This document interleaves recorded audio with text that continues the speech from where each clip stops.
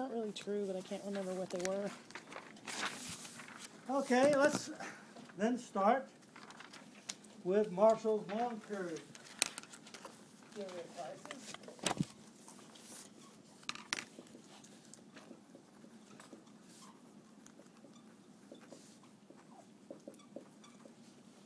Okay. Now, Marshall's long period theory of prices is centered on the issue of increasing returns, whether it be internal or external. Or a better way of saying it centers on an issue about a downward sloping supply curve. Now, what Marshall has to deal with is a notion that for a given market price, if an enterprise has increasing returns and all other enterprises do not, then in the long period, it can use that increasing returns to monopolize the market. Because as it produces more, costs go down, it can lower the price, drive everybody else on the market, etc. Now, that's how people think about it. And a guy named Auguste Cournot made a particular argument. If an enterprise has increasing returns or downward sloping average total cost curve, and it starts before its competitors, then it will always have an advantage and therefore be able to dominate the market, monopolize the market. Marshall didn't think this was actually appropriate for reality, and therefore he needed to deal with it. The issue here is that he wants to argue that increasing returns per se does not violate the competitive framework of the economy. Subsequent to Marshall, that was the particular view, and therefore there's debate vis-a-vis Marshall's argument about increasing returns, which we'll be working ourselves through, so to speak, over the next 15, 20 minutes. Now, to understand Marshall's perspective that an enterprise could have increasing returns, that is, you have a downward sloping supply curve without the problem of monopolization. The way Marshall starts out is that he starts out with a long period equilibrium, and where the market is in equilibrium, even though the individual enterprises aren't in equilibrium.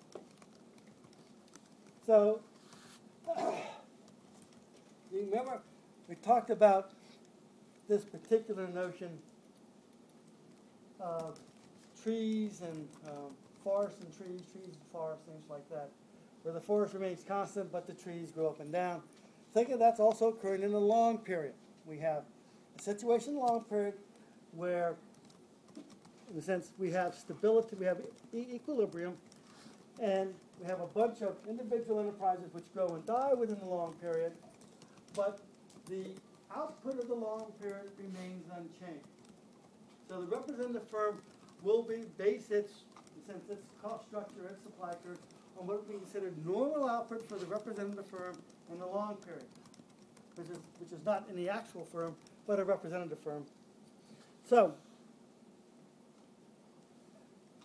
in this particular case, in the long period, the representative firm's long period normal output remains unchanged, and the long period average total cost, normal average total cost, will equal the supply price, and which will be a supply price and equal to the market price. Now, the way Marshall then goes from this particular position is that if we have a scenario, which is very difficult to draw because there's really no diagram for it, the closest one comes out by Ragnar Frisch in an article in the Quarterly Journal of Economics in 1950, where he tries to articulate Marshall's argument and draw some diagrams.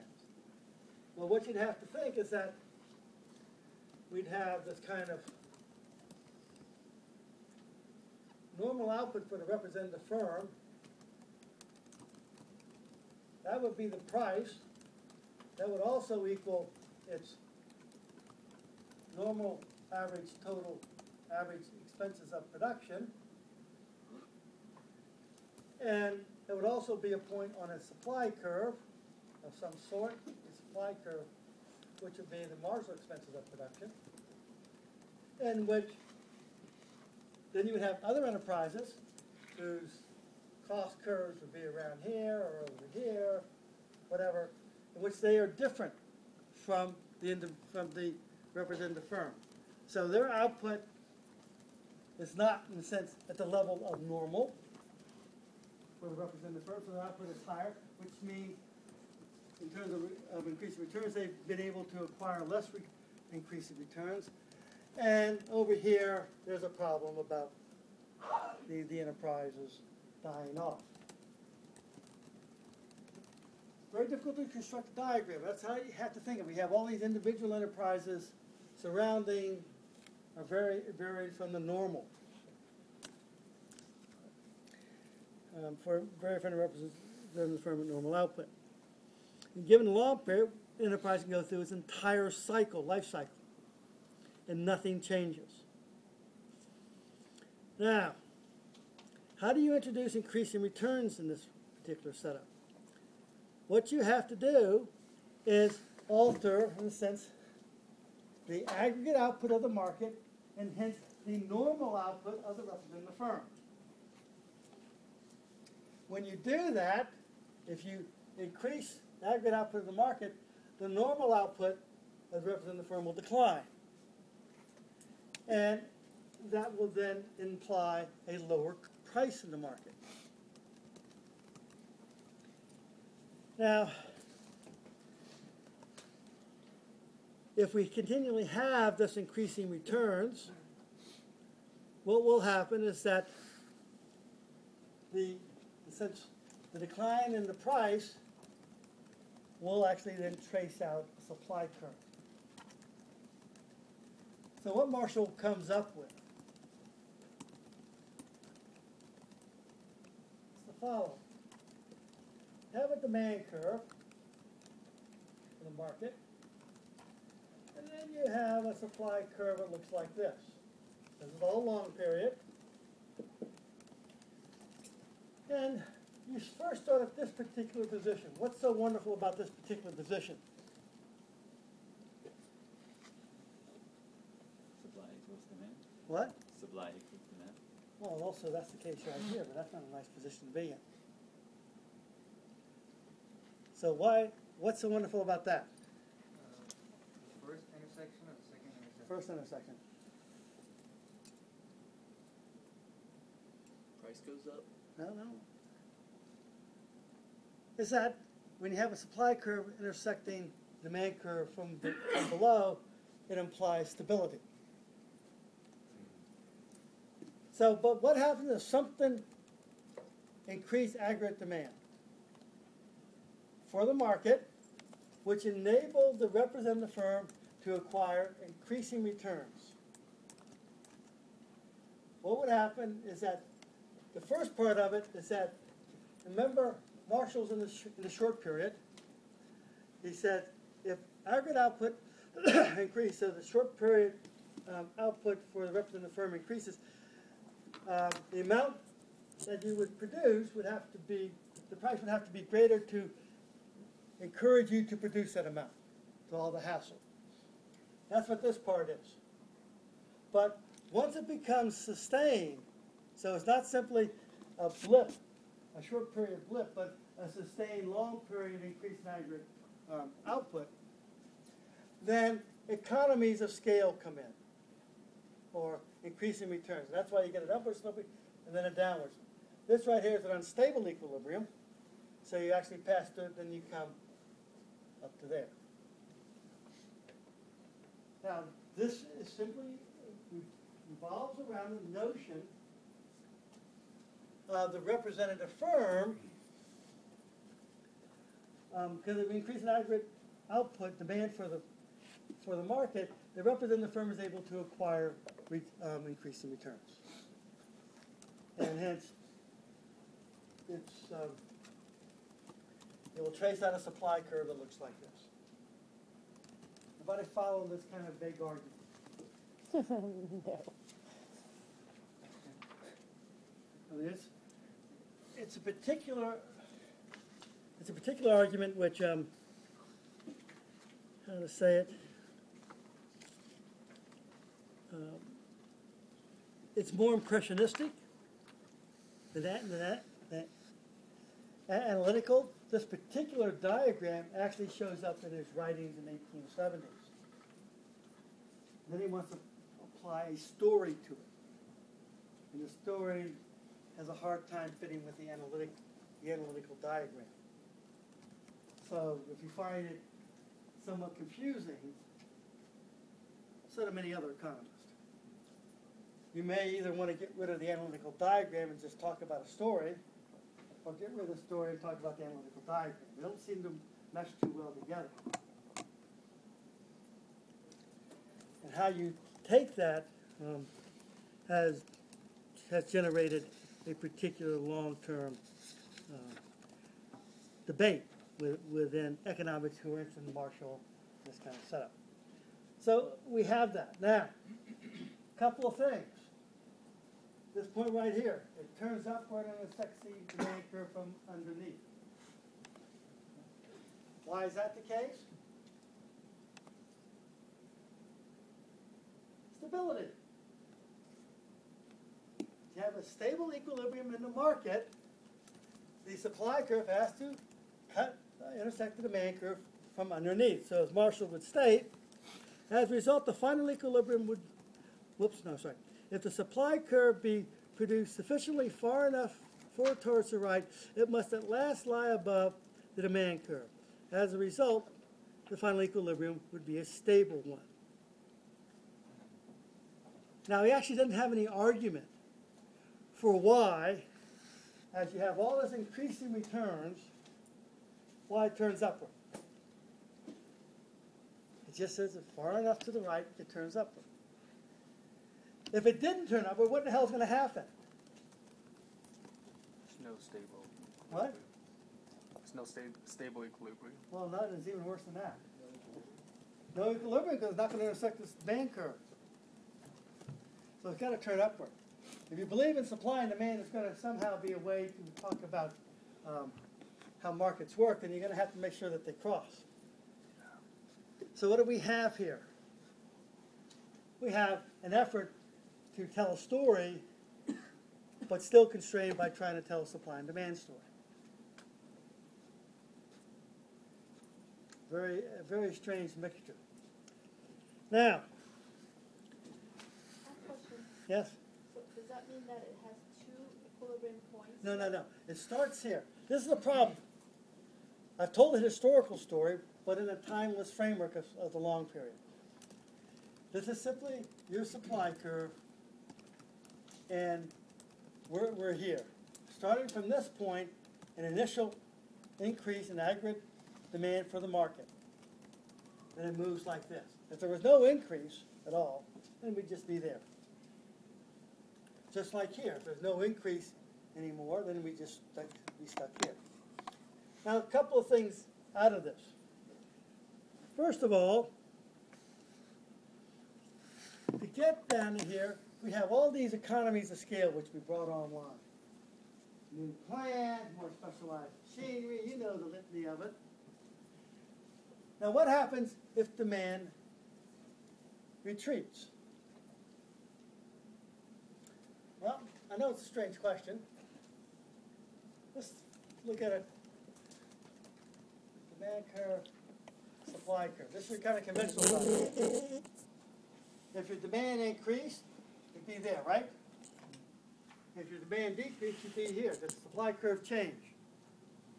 Answer is no. We can move, we can shift demand, and you still stay on the same supply curve. Marshall has a different argument, to say the least.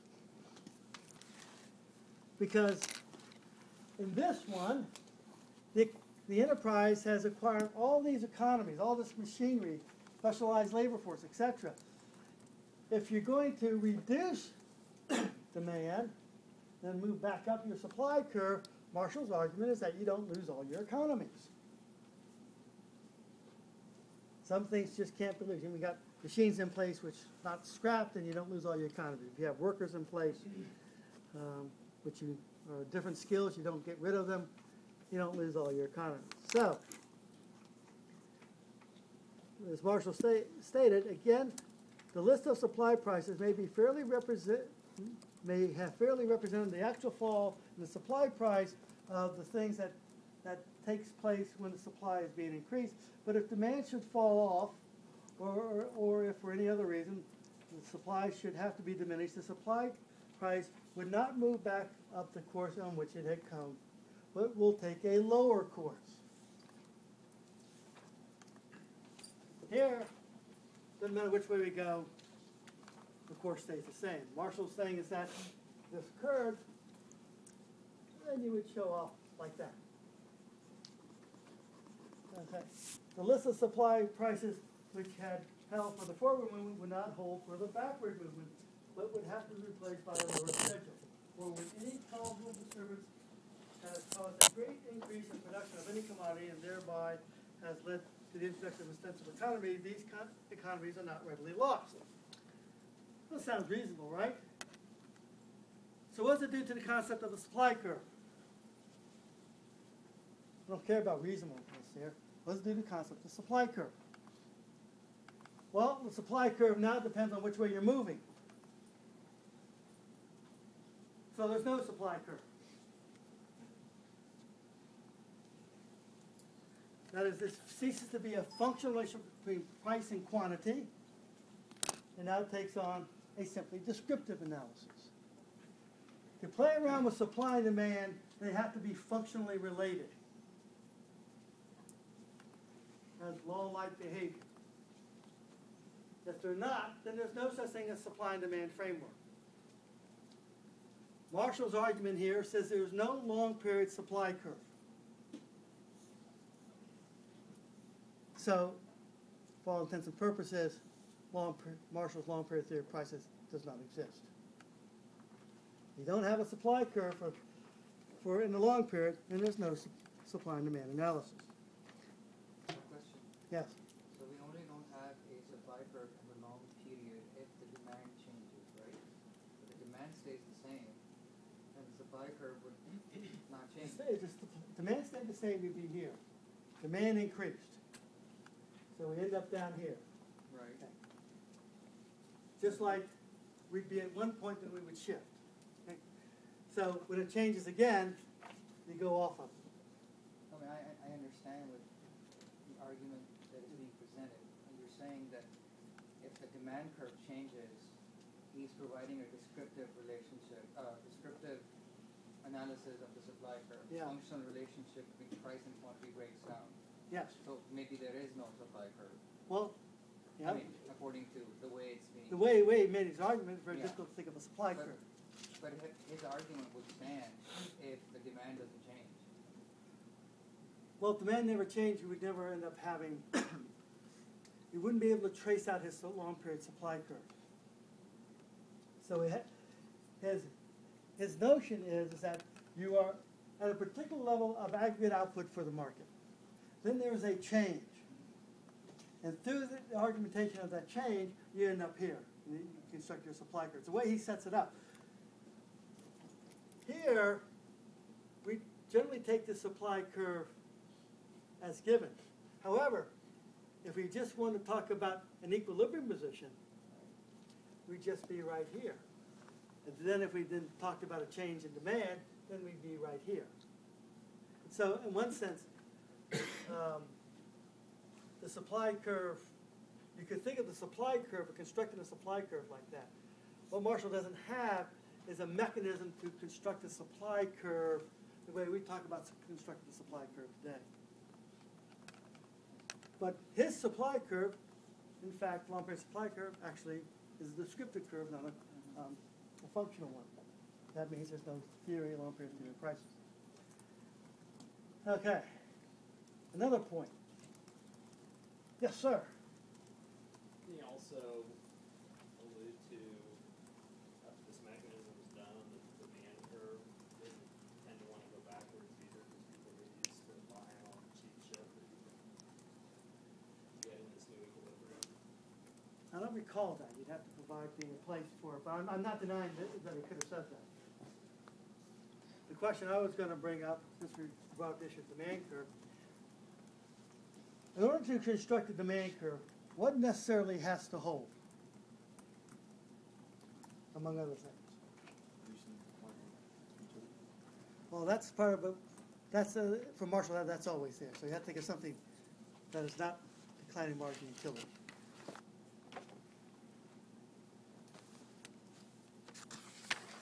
The margin utility of money remains fixed. Now the question is that if you go through this and has story about bringing in all these economies, new machinery, etc., and you make a significant change, can you then claim that the margin utility of money has remained constant? Nobody's actually bothered to inquire about that. But I would argue that, in fact, this discussion of how to get to the new equilibrium position can be thought of as violating, being such changes that it violates the margin utility of money, the constant margin utility of money. If you do that, then its demand curves start shifting all over the place. And that would then eliminate any kind of functional relationship, in some sense, between supply and demand, because every time you would start moving and increasing returns, your demand curve would shift. It would be very difficult to carry out your analysis. Something to think about. If you require that the margin utility of money remain constant, then the issues of the long period increasing returns, would that ever violate that, or create conditions where that would cease to hold? Now,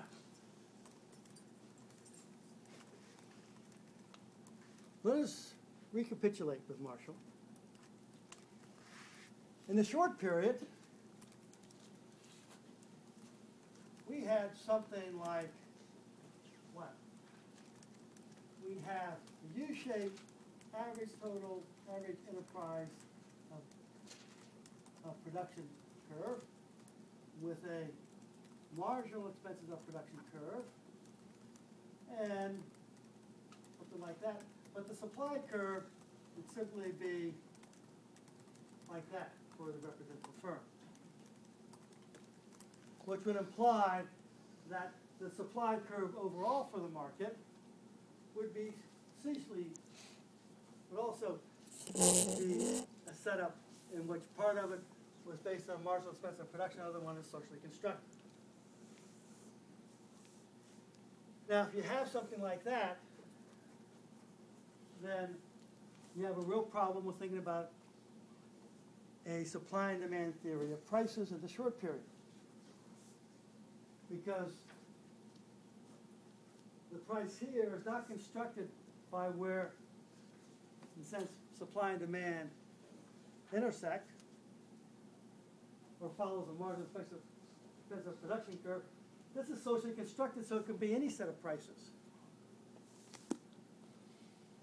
Now, that's not how we want to think about supply and demand analysis. So one could argue that Marshall's short period analysis of supply and demand in terms of market is at equally at fault or incoherent as its long period. Irrespective of the notion that the stories he tells with the short period and the long period seem to be reasonable stories,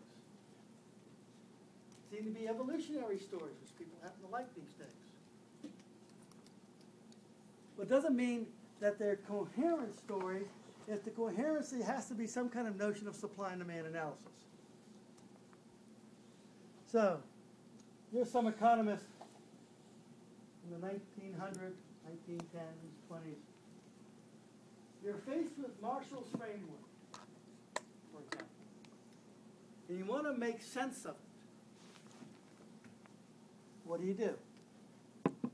Because clearly, there's a lot of problems trying to make sense of this framework. Well, what happens? Well, the answer would have been, just because he's Marshall doesn't mean he's God, and therefore we'll simply change it. We'll invoke his name every time we change something, so people won't think that we're doing something different, but we're actually going to change the entire framework that he's worked within and discard all that interesting stuff and just stay with a theoretic supply and demand framework. That's what you should have said. And then when he's been old and gone long enough, after he's actually dead, and you can now then not have to worry about him too much, then we'll simply say, oh, we're going to change everything.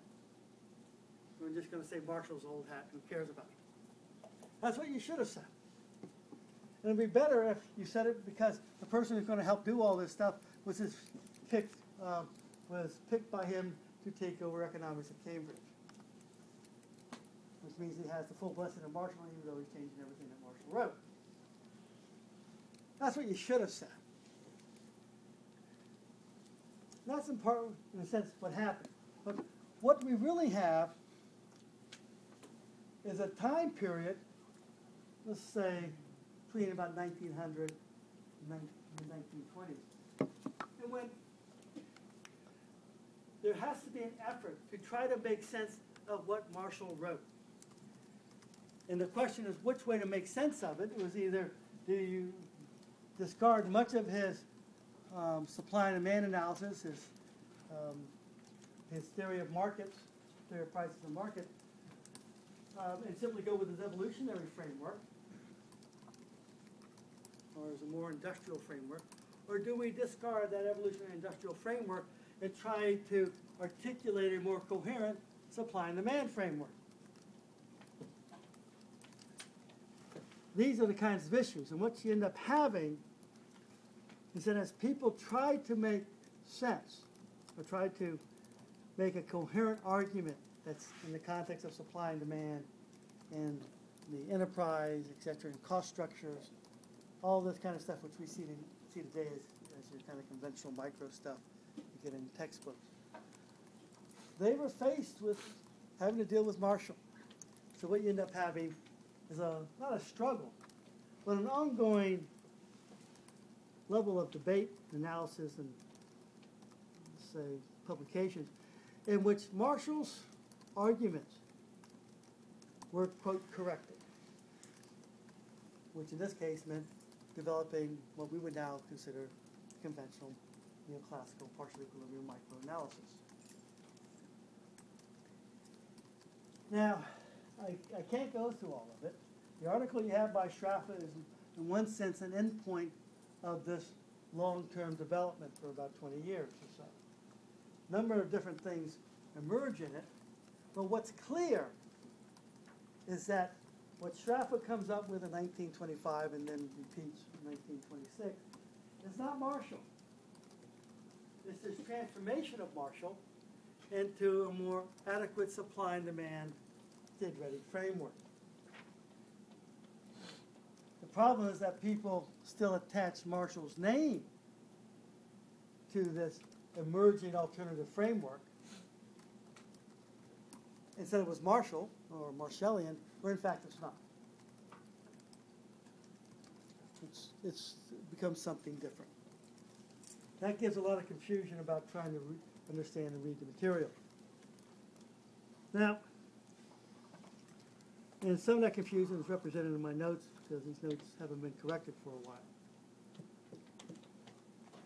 But what we do find is that by 1925, you could come up with a coherent supply and demand framework the way we would talk about it in our textbooks today, or at least fairly close to it. And the question is whether that framework is coherent.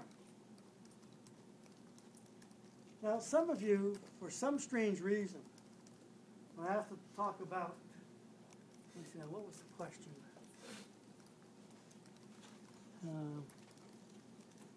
Question third part 9, consider, evaluate, and compare Marshall's internal and external economies and the modern production concepts of returns to scale somehow came up with arguments by Schaffer. Interesting, except for the fact I hadn't talked about Schaffer at all. So I'm not sure how these actually got into the arguments. Not that they were incorrect, but I hadn't talked about Schaffer. I know where I talked about Schaffer. It wasn't for the exam. So what we have in Schaffer's two works is a critical evaluation of the emerging supply and demand theory the way we see it today.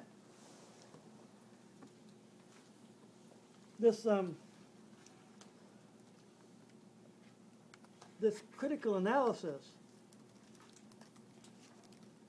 how do I want to say it?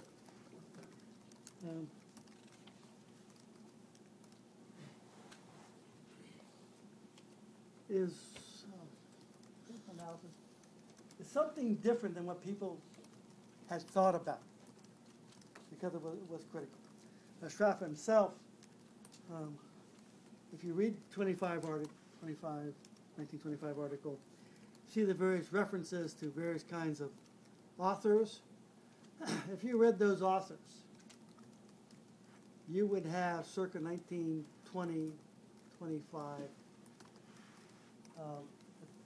basically an overall view of what economic theory stood for at that time period. He interweaves a great many authors and produces a summary of what their framework, what their particular arguments, which you bring them together, is leading to. Of course, if you've read all the references, that would be a good summer's worth of work, especially those in Italian. You don't know how to read Italian. Might be tricky. German, we can get proxies, but there's nobody here I know knows Italian. Maybe some Spanish thrown in there as well. What does this indicate? The provincialism of economics and why there should be globalization and only single language should be English. That's what it indicates. If it was English, then we could read them all, right? You wouldn't let these other people have special privileges in reading the material which you can't read. Now, so what does Marshall do?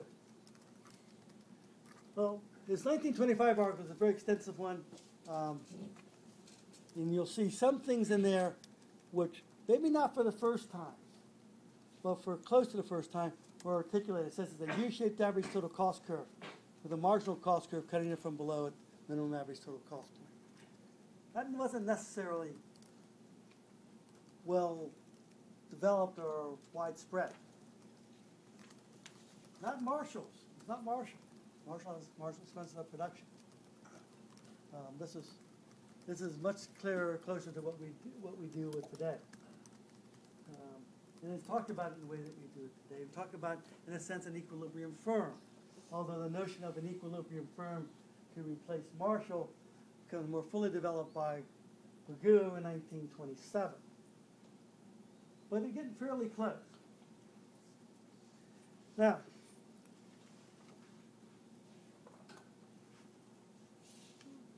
Schaffer's arguments in this 25, some of them show up in his 26 article, which most people read, but there's a couple of wrinkles which don't necessarily show up in his 25 article. And well, let's more look at his 26 article because that takes us in the direction that we want to go. Now,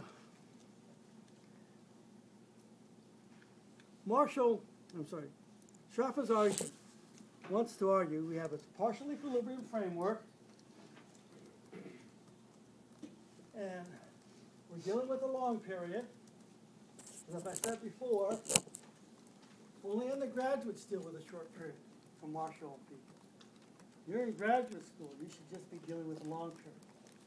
Now this changes in the around 1940, where only undergraduates deal with a long period and real economists deal with a short period. And you shall also make that switch around 1940. We come again, maintaining your position as real economists. Now,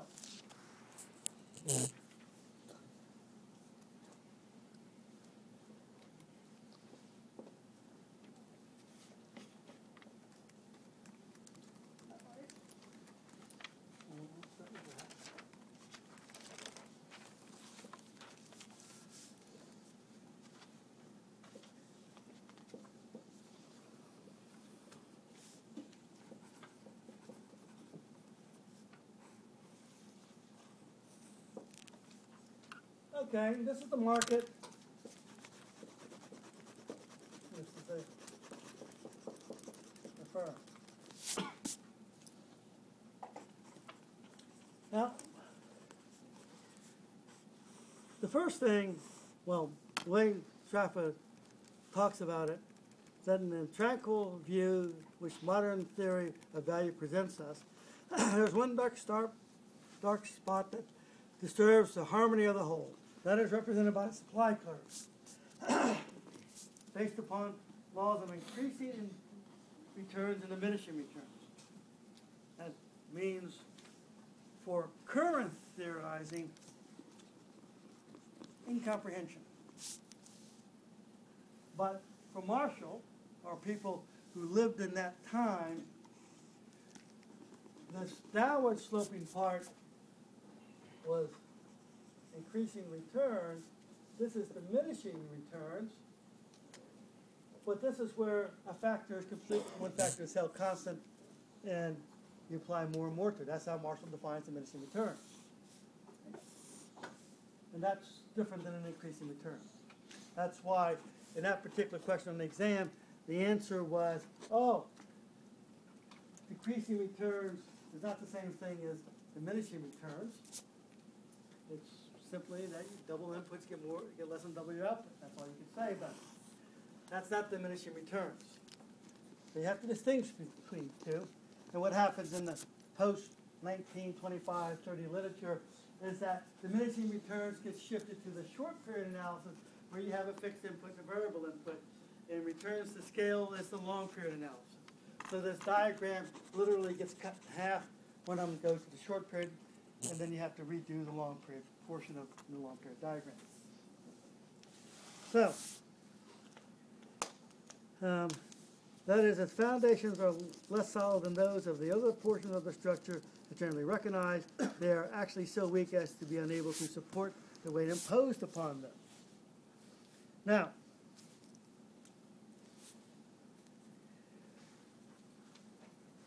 the difficulties that Straffa saw in Marshall basically revolves around the use of supply and demand to determine prices. Now, this is where some of my terminology, I think, is incorrect.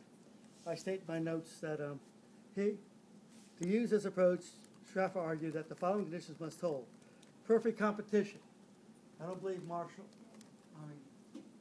Straffa actually says perfect competition. I haven't read the 26 article in a while, but I don't think he uses it. Perfect competition is a term that you see by 1930, 1928, not necessarily 1925 or 26. It would still say competitive as opposed to perfect competition. There's a change in terminology going on at this time.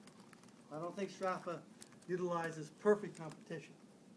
It becomes important because Marshall always had competitive conditions for his representative firm. They weren't perfect, as in terms of perfect competition, but they were competitive. And that's how most people would talk about it in terms of kind of competitive conditions. Well, I have to read it, or if you read it, be careful about the terms. Don't impose perfect competition if somebody says competitive situation or competitive conditions. At least not until 1930. Before that, either they didn't mean it, or they're ambiguous.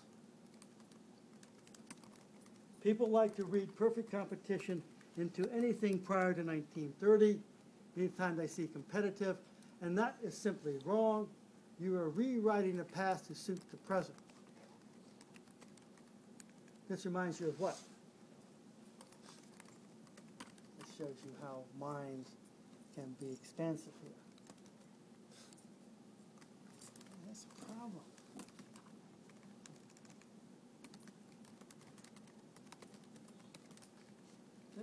collateral rights section, right? If you control the present, you can control the past. If you control the past, you control the future.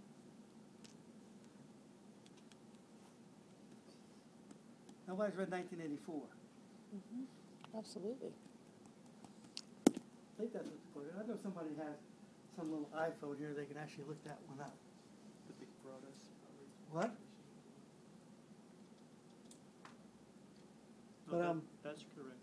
Is that it? Yeah. Okay. Well, of course, this is what precisely is going on when you read perfect competition into pre-1930 literature.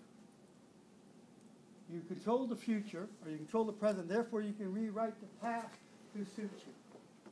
And of course, if you control the past, you can control the future. This is always done by those who want to rewrite the past in order to in a sense, validate their own existence. This is called the weak approach to history. Take a weak approach to anything. The victors get to rewrite the past to show that they are deservingly right to be the victors. That's what's going on here. What it's impossible for many mainstream economists to recognize is that the past was different. What they don't want is the possibility to say that if the past is different, then so can the future. They want to prevent that thought from emerging. So they want to rewrite the past to suit their own image. And people like myself who are quite aware of this fall into the traps of sometimes using wrong terminology. And we're imposing terminology on the past which never existed. Now, but in any case, under competitive conditions and ceteris paribus assumptions that changes in production and demand under competitive conditions and ceteris paribus assumptions, changes in production or demand and their impact upon industry price must have negligible impact on other industries, which in turn have negligible impact on the first industry.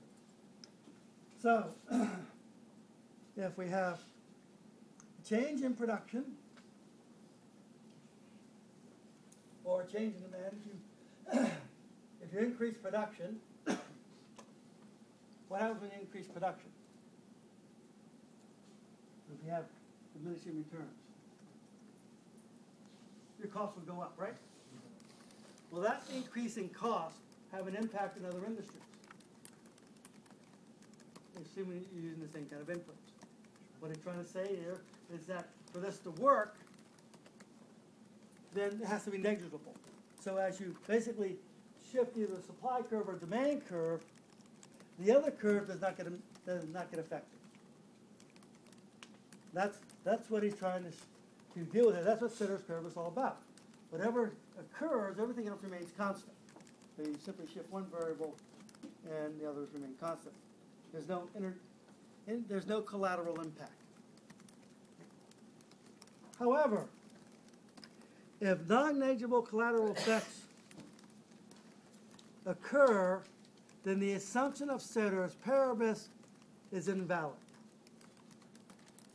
Now, partial equilibrium, what we're dealing with here is that supply and demand curves are independent of each other. You shift one, it has no impact upon the other. But if it does, then the assumption of ceteris paribus, which partial equilibrium is predicated on, collapses. That's what Stratford is after. Stratford is after, in a sense, the rationale for talking about the theory of prices and how markets work, etc., under the assumption of ceteris paribus, that is, under partial equilibrium. He's after the notion of whether partial equilibrium can be a sustainable notion. And at this point, we have a 15-minute intermission, and excitement will build up when you return to find out the answer to this. And you can tell Matthew you can just stay out there for another 14 minutes.